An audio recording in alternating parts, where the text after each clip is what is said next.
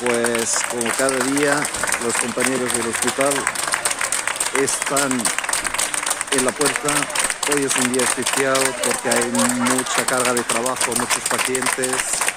Estos son los héroes del hospital, esta gente, los que han sufrido los recortes últimos de sanidad, equipos de médicos, enfermeras, auxiliares, mantenimiento, limpieza.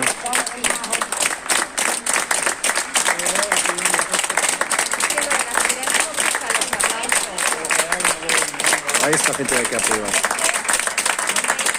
Que a esta gente no les toque los recortes.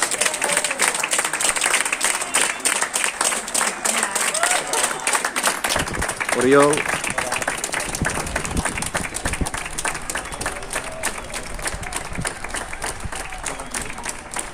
Hoy tenemos un invitado especial que es la Protección Civil del pueblo.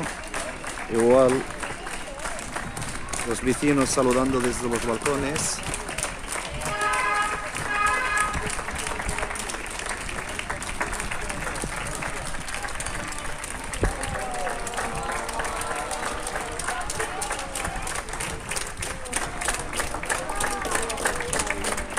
Uri, muestra, tío. A ver lo que pone. Oh, dedicado a los compañeros y a las compañeras de la faena.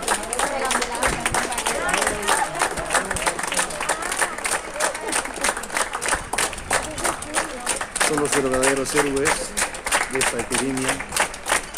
Diferentes grupos trabajando cada día y noche, doblando turnos, trabajando muchísimas horas para salvar las vidas de las personas.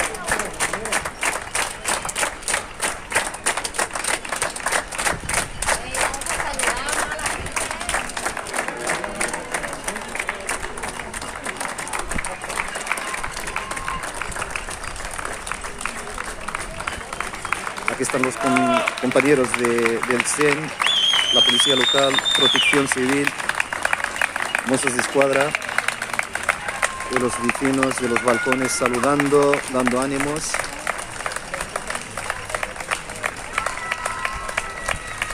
A esta gente hay que apoyar, a esta gente hay que apoyar y hay que darles unas condiciones de trabajo por su labor, por su valor humana.